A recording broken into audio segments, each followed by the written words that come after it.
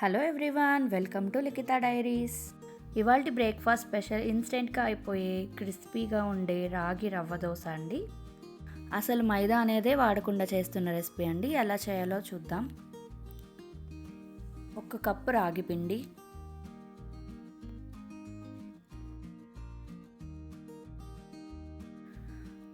Half cup వరకు బియ్యం పిండి,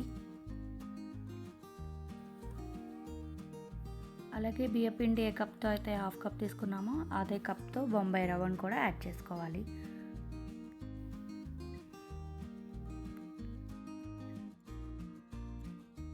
మనం చేతితోనే మంచిగా అన్నీ మిక్స్ అయ్యేటట్టుగా చేతితోనే కలుపుకోవాలండి.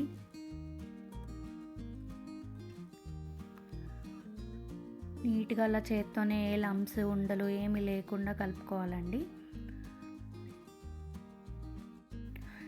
ఇలా ఒక 2 నుంచి 3 నిమిషాల పాటు కలుపుకున్న తర్వాత 3 కప్పుల వరకు నీళ్ళు అనేది మనం యాడ్ చేసుకోవాలండి. ఏ కప్ అయితే రాగి పిండి తీసుకున్నామో అదే కప్పుతో 3 కప్పుల వరకు నీళ్ళు అనేది యాడ్ చేసుకోవాలి.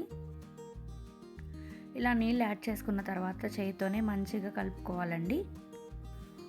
కొద్దిగా జీలకర్ర, ఇంకా కొత్తిమీర, ఇంకా కరివేపాకు చిన్న చిన్న ముక్కలుగా కట్ చేసుకుని దాన్ని కూడా యాడ్ చేసుకోవాలండి.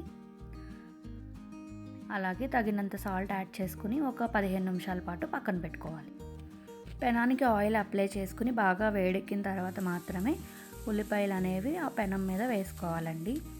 ఇలా పెనం మీదే ఉల్లిపాయలు వేసుకోవడం వల్ల మనం అట్టు తిరగేసినప్పుడు ఉల్లిపాయలు అవి కింద పడకుండా ఉంటాయి. పిండి మొత్తాన్ని ఒకసారి బాగా కలిపి గరిటెతో తీసి మనం రవ్వ దోశ ఎలా అయితే వేసుకుంటామో సేమ్ అలాగే వేసుకోవాలండి. చూడండి ఎంత బాగా హోల్స్ అనేవి ఫామ్ అయ్యాయో. అచ్చం రవ్వ దోశ లాగానే ఉంటుందండి. దీని టేస్ట్ కూడా ఏమాత్రం రవ్వ దోశకి తీసిపోదు. ఒక 1 మినిట్ కాలిన తర్వాత ఆయిల్ అనేది ఇలా చుట్టూరు వేసుకోవాలి. ఇలా 1 మినిట్ కాలిన తర్వాత జాగ్రత్తగా అట్ల కాడతో ఫ్లిప్ చేసుకోవాలి. ఈ దోశ అనేది ఏమాత్రం అంటుకోకుండానే వస్తుంది. ఇలా జాగ్రత్తగా ఫ్లిప్ చేసుకుని రెండో వైపు కూడా మంచిగా కాల్చుకోవాలండి. ఇలా రెండో వైపు కూడా మంచిగా కాలిన తర్వాత ఫోల్డ్ చేసుకుని ప్లేట్లోకి తీసుకోవడమే.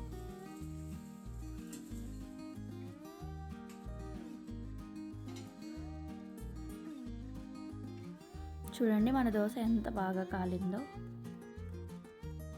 లోపల కూడా ఎంత బాగా కాలిందో. చూడండి మన బ్రేక్ఫాస్ట్ అనేది రెడీ అయిపోయింది. మనకి బ్రేక్ఫాస్ట్ అనేది రెడీ చేసుకోవడానికి 30 మినిట్స్ అనేది సరిపోతుందండి. ఎప్పుడైనా ఇన్స్టెంట్గా బ్రేక్ఫాస్ట్ అనేది రెడీ చేయాలంటే ఈ హెల్దీ దోశల్ని మీరు ట్రై చేయొచ్చు. ఇలాంటి మరిన్ని హెల్దీ రెసిపీస్ కోసం లిఖిత డైరీస్ని సబ్స్క్రైబ్ చేసుకోండి.